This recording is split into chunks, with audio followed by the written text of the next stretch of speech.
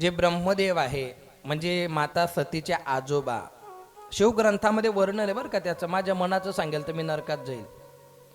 ब्रह्मदेवाने सती मातेचे पाय बघितले, चौरी बौरी चालू होती तेव्हा.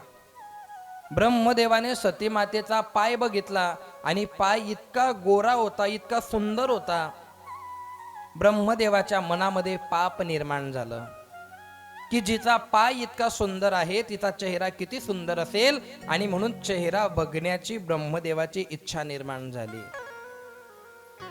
मग सती मातेचा चेहरा दिसत नव्हता म्हणजे कारण पूर्वीच्या काळी पोटापर्यंत घुंगट घेतला जायचं. आता पदर घेत नाही बाया, तुमच्या गावात एक बी बाई तशी नाही. आणि मला तुम्हाला बोलायचं बी नाही, कारण तुम्ही सगळ्या माझ्या माई बहिणी आहे, आणि आई बहिणीला आपल्याला बोलायचा अधिकार नसतो, ते तुमले समजायला पाहिजे. पण तुमच्या गावात नाही. डोक्यावर पदर घेणं ही संस्कृती आहे. पूर्वीच्या काळी या म्हाताऱ्या लोकांना, या म्हाताऱ्या बायांना विचारा तुम्ही. आपल्या समाजाचं भूषण सौभाग्यवती प्रतिभाताई पाटील राष्ट्रपती झाल्या, पण राष्ट्रपती झाल्याच्या नंतर सुद्धा त्या बाईच्या डोक्यावरून पदर निघाला नाही. आमने माय फक्त ग्रामपंचायतले सदस्य निवडी पण ती अशी पाम्मा झालं. राष्ट्रपती होती प्रतिभाताई पाटील. आमच्या गावाजवळ गाव आहे त्यांचं नाडगाव, त्यांचे माझे चांगले संबंध आहे बिचाऱ्यांचे. पदर नाही पडू दिला त्यांनी डोक्यावरचा. म्हणजे तुम्ही कथेत घेतला पाहिजे असं मला म्हणणं नाही बरं का. फक्त सासऱ्या पुढे जेठ देर या गोष्टींकडे सांभाळलं आलं पाहिजे. सध्या ती परिस्थिती राहिली नाही. सती मातेचा पोटापर्यंत पदर होता आणि ब्रह्मदेवाला तो काही चेहरा दिसत नव्हता. ब्रह्मदेवाच्या मनामध्ये इच्छा होती, पाप होतं त्याचं त्यालाच माहिती. आणि ब्रह्मदेवाने असा विचार केला की जर पाय इतके गोरे, इतके सुंदर, चेहरा किती छान असेल. कोणाच्या मनात कोणत्या वेळेस कसं पाप येईल सांगता येत नाही. आणि मग ब्रह्मदेवाने काय केलं, तर चौरी बौरीचा जो अग्नी डाग चालू होता त्या अग्नीमध्ये धुपट केलं. तुमच्याकडे काय म्हणता त्याला? धुपटला काय म्हणता? काय म्हणता? आगीतून निघतं ते त्याला काय म्हणता? धुक्कड म्हणता, धूर. तुम्ही कसं करतोय ते?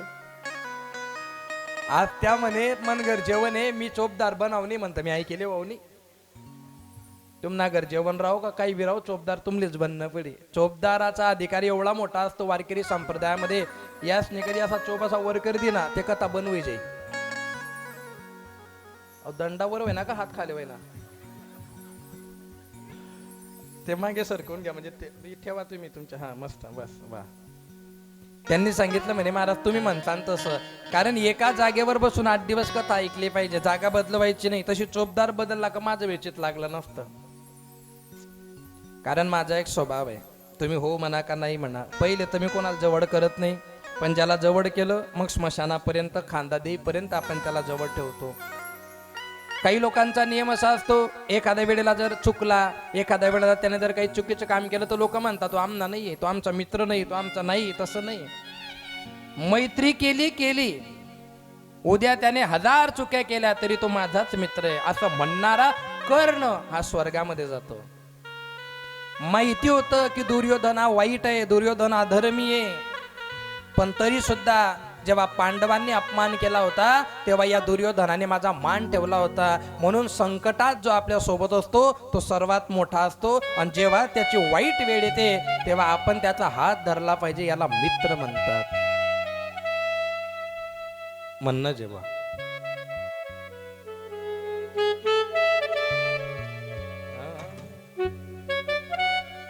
दुःखळवायला उंबऱ्या सारखा, दुःखळवायला उंबऱ्या सारखा, मित्र बनव्यामध्ये गारव्या सारखा, मित्र बनव्यामध्ये गारव्या सारखा.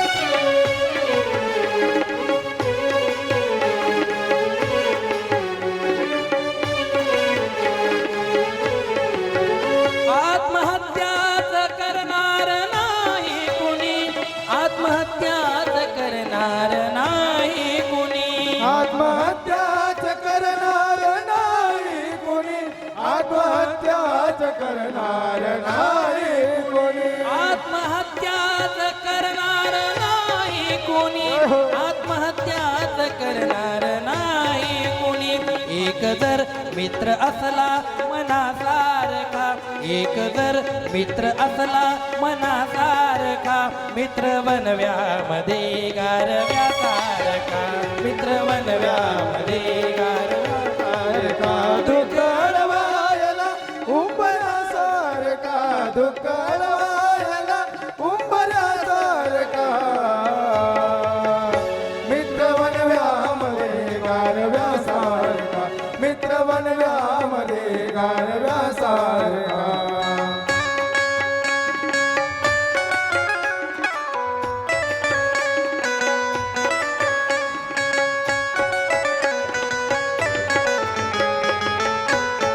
जय हो श्रीराधे.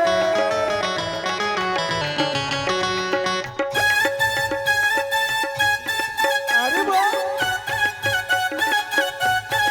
जय हो श्रीराधे.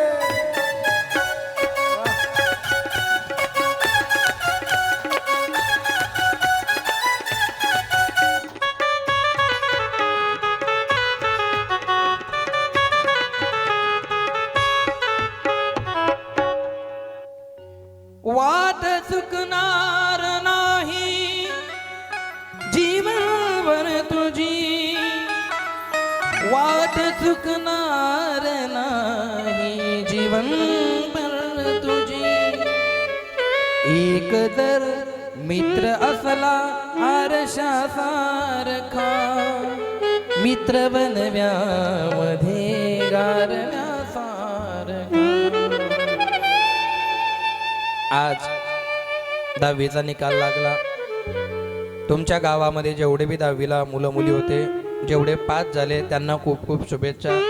चांगल्या मार्गावर जा, चांगला अभ्यास करा आणि चांगले आपल्या समाजाचं नाव रोशित करा. खूप खूप शुभेच्छा तुम्हाला 10वीच्या पेपरच्या. सती माता आणि भोलेनाथांचं लग्न लागलं. चौरी भवरीच्या वेळेला ब्रह्मदेवाच्या मनात पाप आलं, पाय बघितले आणि चेहरा बघायची इच्छा निर्माण झाली आणि ब्रह्मदेवाने त्या चौरी भवरीच्या आगेतून धूर काढला. धूर काढल्यामुळे सतीमातेच्या डोळ्यामध्ये धूर गेला. सतीमातेने डोळे चोडण्यासाठी पदर वर घेतला आणि तेवढ्या वेळेस ब्रह्मदेवाने चेहरा पाहिला. खरं खरं सांगा चोपदार बा, आपल्या बायकोचा चेहरा यानं पाहला हे भोले बाबाला समजलं चिंकेने? माझा भोले बाबा चांगला आहे का?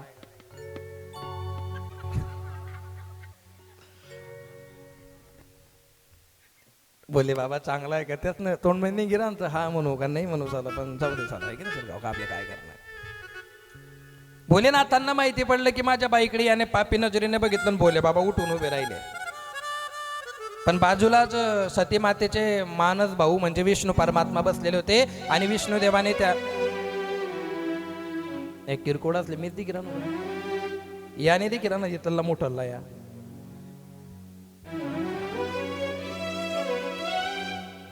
विष्णू देवाने हात पकडला भोले बाबांचा की जाऊ द्या, आजल सासरे तुमचे. अरे मग आजल सासरे तर त्याला अक्कल पाहिजे ना. आजल सासरा म्हणजे तो काही करेल. आणि मग भोलेनाथांनी शाप दिलेला आहे ब्रह्मदेवाला. ब्रह्मदेवाच्या सुद्धा लगेच लक्षामध्ये आलं की हे बिंडो का मी असं कसं करू शकतो, मी असं कसं वागू शकतो. चुकी होणं महत्वाचा विषय नसतो, होऊ द्या चुकी. कोण इथं असं बसलेला आहे की चुकणार नाही? चुकतो प्रत्येक माणूस. माणूस चुकीचा पुतळा आहे. कोणी छाती टोकून सांगू शकत नाही की मी दूध ना धुएले. प्रत्येक जण चुकलेला आहे मना सगट. कधी ना कधी कोणी बोलण्यात चुकतं, कोणी वागण्यात चुकतं. प्रत्येक गोष्टीमध्ये कधी ना कधी माणूस चुकतो. असं देव थोडी आपण की चुकणारच नाही, चुकतो माणूस. पण चुकी झाल्याच्या नंतर मी चुकलो असं म्हणायला फार मोठं मन लागतं, फार मोठं मन लागतं. चुकलो ना ठीक आहे, पण याच्या पुढे नाही चुकणार, देवा सांभाळून घे असं म्हटलं की देव कृपा 100% करतो. आणि मग ब्रह्मदेवाला सुद्धा पश्चाताप झाला की मी असं वागायला नाही पाहिजे होतं, शेवटी माझे नात आहे, असं पाप कस काय माझ्या डोक्यात आलं. तेव्हा विष्णू परमात्मा सांगता जे होतं ते भोलेनाथांच्या इच्छेने होतं. म्हणे मग हे पाप हो, ती सुद्धा देवाचीच इच्छा आहे. आणि मग मी आता काय करू, हे जे माझ्यावर पाप झालेलं आहे, मी आता हे पाप कसं धुवू? मग भोलेनाथांनी सांगितलं ब्रह्मदेवाला की तुम्ही मृत्यू लोकामध्ये जा, पृथ्वीवरती जा, आणि काय करू, तुमचे दोघं बी हात असे डोळ्यासमोर ठेवा आणि गावोगाव फिरा. म्हणजे त्याने काय होईल, लोक तुम्हाला विचारतील की तुम्ही असे हात डोळ्यासमोर का लावलेत, काय कारण आहे. तेव्हा तुम्ही त्यांना सांगा की तुम्ही काय पाप केलंय.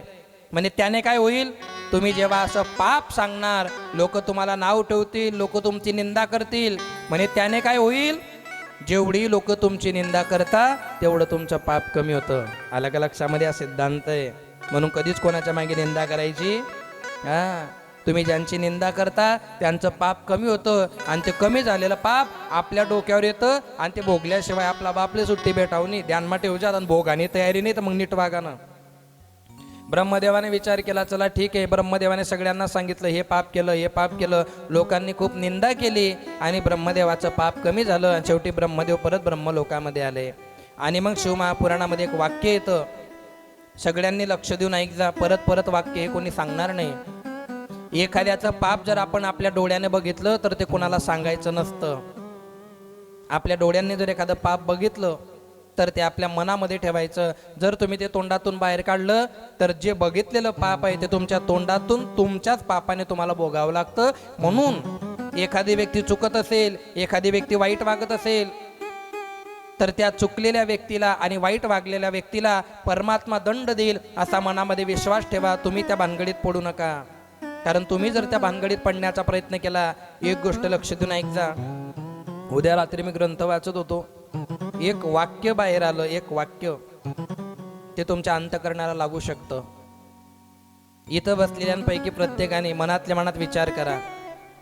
मरावंसं तर कोणाला वाटत नाही, पण मरायचं प्रत्येकाला आहे. फक्त विचार करा की माझं मरण कसं होणार आहे. नेमकं मला भुई उतारल्या जाणार आहे, का मी फाशी लावून मरणार आहे, का मी विहिरीत कुदून मरणार आहे, का माझा ॲक्सिडेंट होणार आहे, का माझ्या अंगावर पंखा पडणार आहे. कसं का असे ना, मरायचं प्रत्येकाला आहे.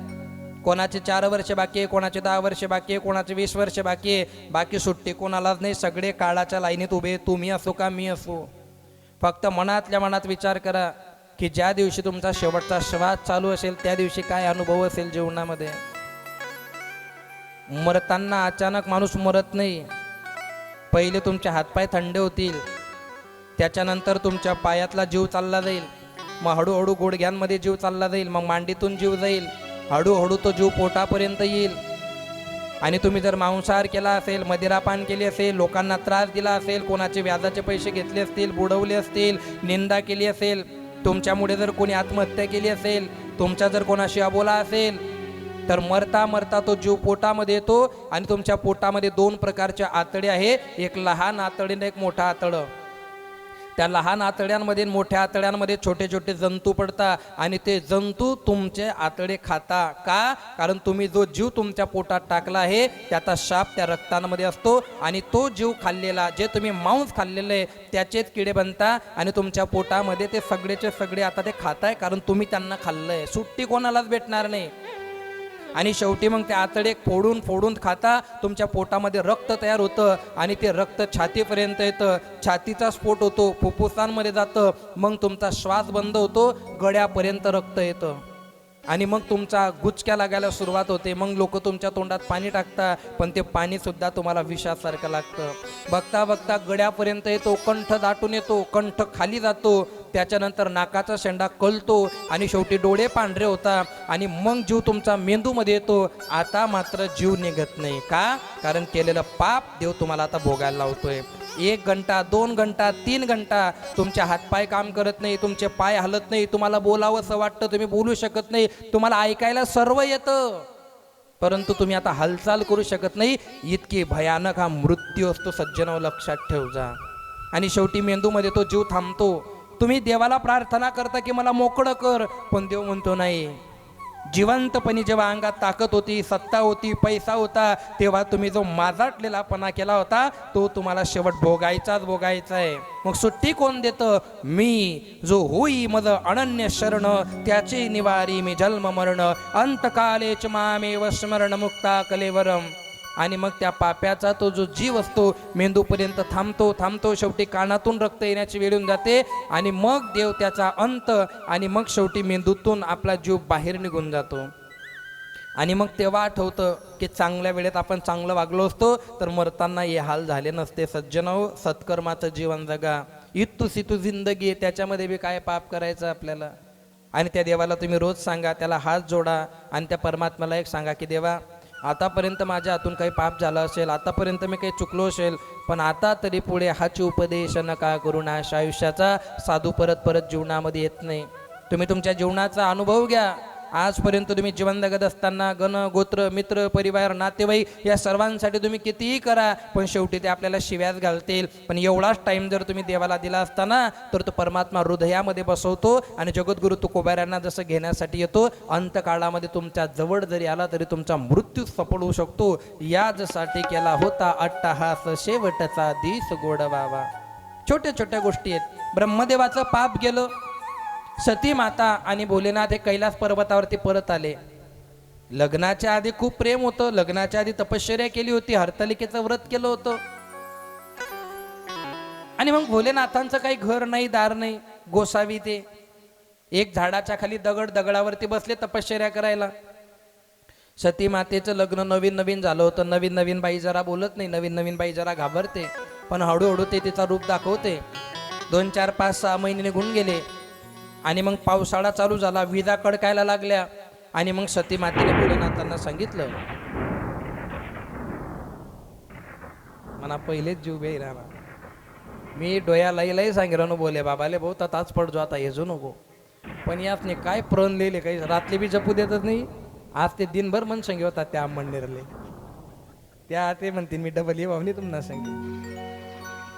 हा पाणी नद्या याचने वाजवूया ते ना.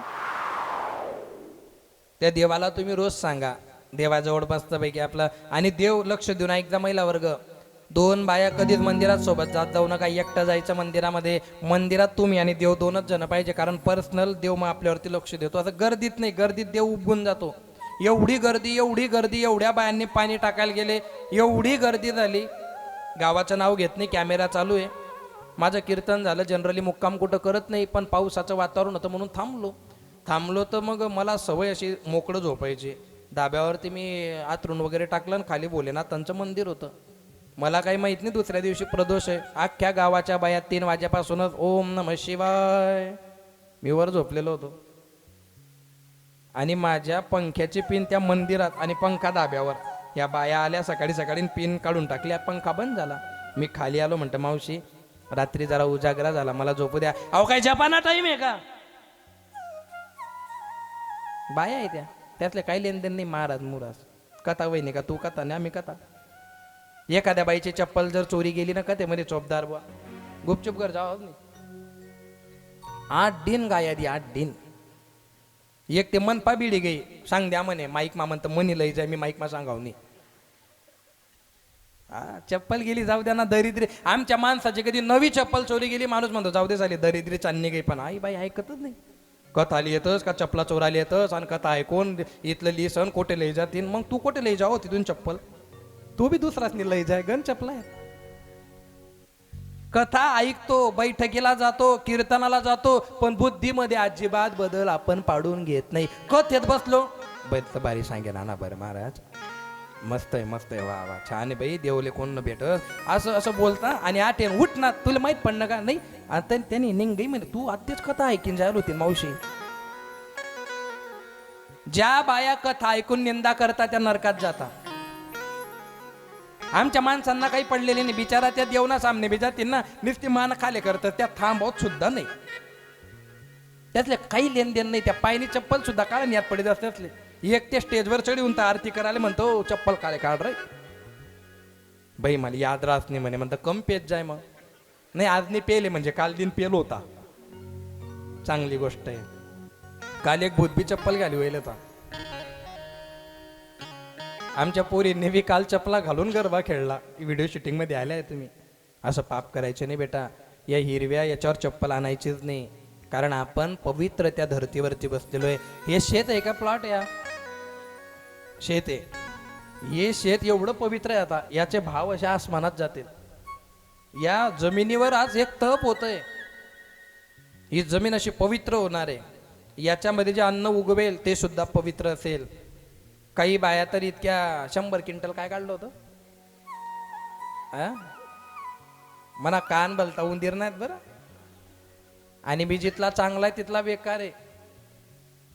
पण मला आनंद एका गोष्टीचा आहे की या गावातील जे तरुण पोरं आहे ना खूप चांगले आहेत बिचारे, खरंच खूप चांगले आहे. आटे मंड पुढे राहतात, त्या बॅट बॉल की राहतात, इथला चांगला आहेत. त्या लहान लहान मुलं होते ते. आज तर 1-3 वाजेलाच मुलं डायरेक्ट इथली मोठी चाल उन्हात त्या महाराज कथा म्हणे, महाराज म्हणणार ओ बापरे म्हणे, गंमत पसनी म्हणे आपली. त्यांनीच पिऊन घेतली चहा सगळीची सगळी, एक घोट सुद्धा कोणली दिना नाही त्यातली. हे झोपलेले होते.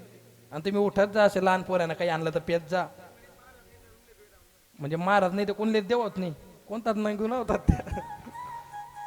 तुम्ही होते का? चांगलं आहे. मी उद्या आहे पोरांना बरं का, आज मला माफ करा. नाही उद्या पण नाही, मी परवा. तुमल्या असं काही बी वाटलं ना पहिले तपास करले ना, वॉकी टॉकी महाराज शेत काय घ्यात भाऊ असं, म्हणजे गाव बिवा म्हणणार असं. लहान लहान पोरं बिचारे, पण किती आनंद आहे बघा बरे. मी अनेक गावांमध्ये कथा केल्या, माझ्या 100च्या वर कथा झाल्या, पण एवढे तरुण पोरण पोरी कोणत्याच गावात आले नाही. त्या येतच नाही, त्या पबजी मात राहतच. तो म्हणे त्याले मारन, तो म्हणे याले धर, तो धरा धरा मग तू पडीत शिकाली एखाद दिन. इकडे या ना, इकडे आनंद आहे. सती मातेचं लग्न झालं. सती मातेने 6 महिने तर काहीच बोलली नाही. 6 महिन्याच्या नंतर ते विजान पाऊस चालू झाला आणि मग सती मातेने तिचा पहिला दात दाखवला. बोले बाबा आपलं घर कुठं आहे? आहेच घर आहे म्हणे आपलं. आहेच घर आहे, दुसरं घर नाहीये. नाही अहो या विजा वगैरे आपलं असंच आहे म्हणे, आपला एकदम फाटका कारभार आहे म्हणे. सती मातेने सांगितलं असं करू नका हो, मला प्रॉब्लेम होतो, मला जरा कसं आहे प्रायव्हसी वगैरे. ठीक आहे ठीक आहे ठीक आहे थांब. आणि मग बोलवून घेतलं देवांच्या, ते काय नाव आहे त्यांचं, घर बांधता ते विश्वकर्मा. तुम्ही बी त्याच बांधले का? चालू आहे. विश्वकर्मा देवाला बोलवलं, बांधकाम मंत्री आहेत देवाचे. विश्वकर्मा परमात्म्याला बोलवलं आणि भोलेनाथांनी माता सतीसाठी मोठा बंगला बांधून घेतला. आता आनंद झाला. माता बघता बघता आता ते मुलांची प्रोसेस आपल्याला करायची, म्हणजे गणपती बाप्पांच्या लग्नापर्यंत आपल्याला जायचंय. सती माता आणि भोलेनाथ यांचा संसार सुखाने चालू होता. परंतु या संसारामध्ये थोडी गडबड अशी झाली. लक्ष देऊन ऐक जा बरं, हा मुद्दा फार महत्वाचा आहे. हा तुम्हाला कोणी सांगणार नाही लवकर, कारण हा मुद्दा इतका गहन आहे. या गहन मुद्द्यावरती फक्त चांगलेच लोक ऐकू शकतात. ज्यांची ऐकण्याची मनस्थिती नाहीये ते डायरेक्ट झोपतील, पण मी झोपू देणार नाही. एकदम सोपं करून सांगतो. सती मातेचं आणि भोलेनाथांचं लग्न लागलं. आणि लग्न कोणाचंही लागू द्या, फिरायला जायची प्रत्येकाची इच्छा होते. पण लग्न झाल्या झाल्या 6 महिन्याच्या जे नवरा बायको फिरले त्यांच्या संसारामध्ये 100% काही ना काही गडबड होते. 100%. कारण प्रेम उतू येतं ना. एक माणूस बायकोला रोज मारायचा आणि मारल्यावर म्हणायचा मनातून और प्रेम आहे. कानफटामध्ये दे मनातून और प्रेम आहे. एकदा झालं, दोनदा झालं. आले का? या एवढं सांगून देतो पहिले. इकडे बघा तुम्ही, इकडे काय करू वयास ना तुम ना पायरे पाशील आणि टाइम जायला म्हणून आमना एक सुद्धा माणूसात आता दखत नाही, एक सुद्धा नाही. पापण्या सुद्धा आलं होतं नाही त्या. तुम्ही मान कस काय फिरी जास. सुंदरपट्टीचे माजी सरपंच सुरेश भाऊ, शिवसेना तालुका प्रमुख आपले. त्याच्यानंतर अमित भाऊ ललवानी महावीर मोबाईल आणि रवी भाऊ पाटील अंमळनेर, अनिल भाऊ, ही सगळीची सगळी मंडळी आपल्या कथेला. कुठं बसले? या सुरेश दादा.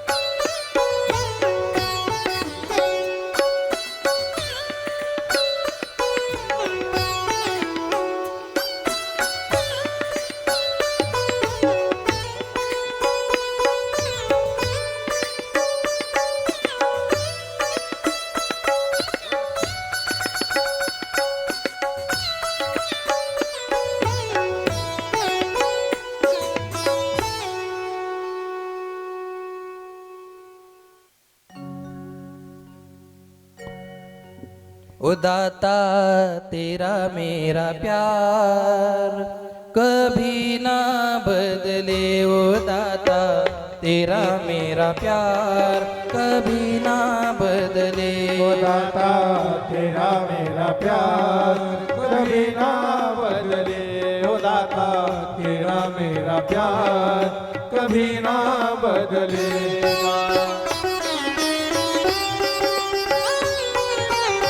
जय हो।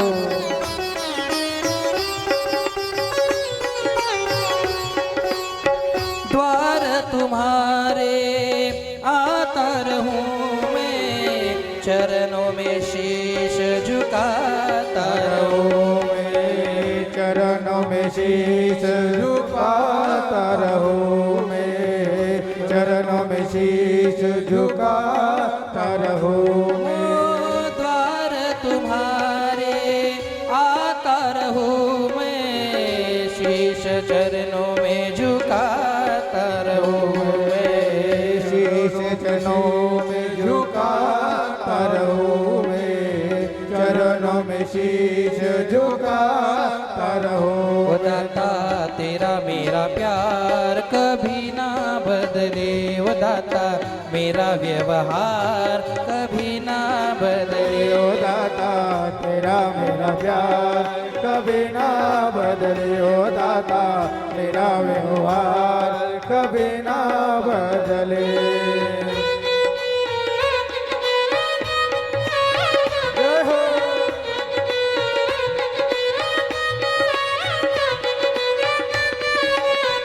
श्री राधे।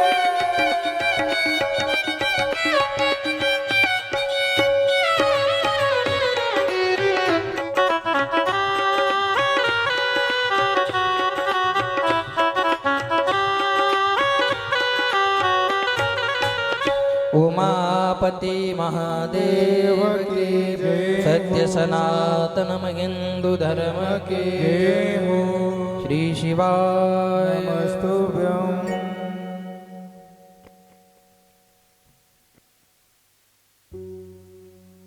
याला म्हणता शांतता.